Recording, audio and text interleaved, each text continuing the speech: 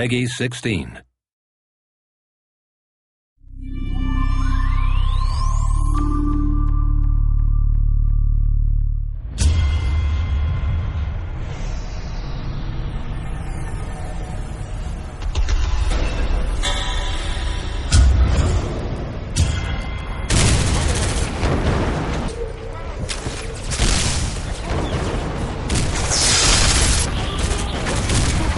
I'm Ron McKenzie, Senior Designer on Bodycount, and I've been dealing with the multiplayer co-op experience and the second design of the game. You're not going to be able to find shredding, explosions, or just be able to throw a guy through a wall with a shotgun anywhere else apart from in Bodycount. So as well as the single-player mode, Bodycount also contains multiplayer and co-op modes. The versus modes are the deathmatch, team deathmatch, which deals with player versus player.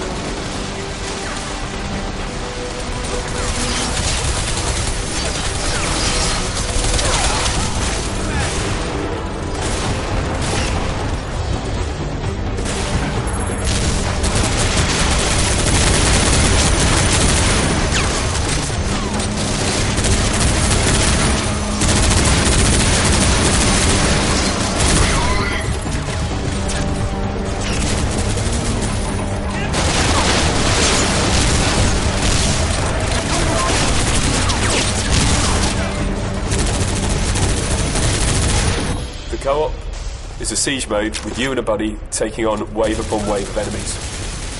It's fine when you start taking on the standard classes early on in the game, but once you've stayed in that area for a certain amount of time, there's no cover left. Changing back.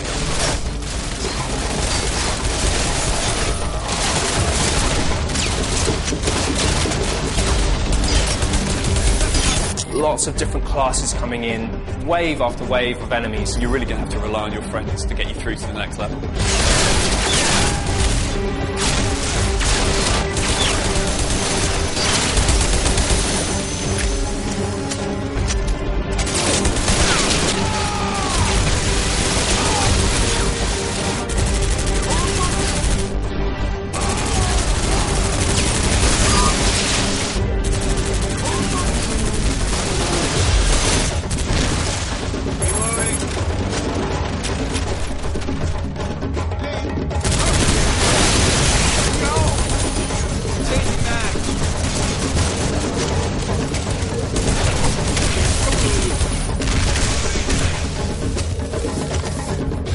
We've managed to maintain the level of shredding across both single player and multiplayer and co-op. Watching walls slowly get shredded apart and explosives take out whole sides of walls, it really makes you have to think about how you approach these levels and really forces team tactics.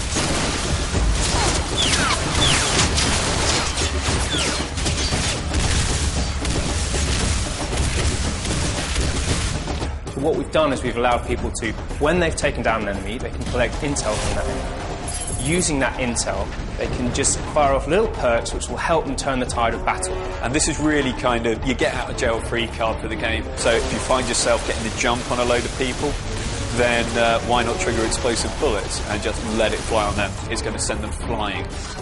There's radar, which shows up AI in the environment for you. There's adrenaline, which gives you a short amount of invincibility. And then finally there's the airstrike, which just destroys everything around you. My favourite level in Bodycount so far is the China fishing slums. It's a gorgeously lit neon environment with a lot of fogging, a lot of opportunity to stealth around and get the jump on some people in there. There is a stage set later in the game, in the second act of the game, that we refer to as the Old City Streets. It's a beautifully directed stage. It looks fantastic. From a design perspective, I love it because the space fluctuates. You know, it's very tight quarters, kind of shantytown type combat, moving out to really wide range stuff.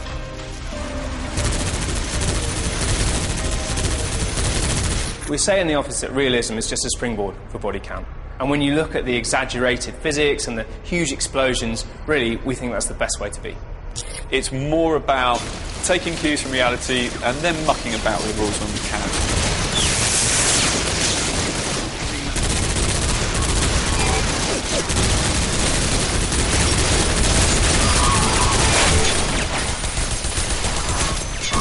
What we've achieved with Bodycount is bringing that huge, shreddable, violent, explosive experience directly into multiplayer.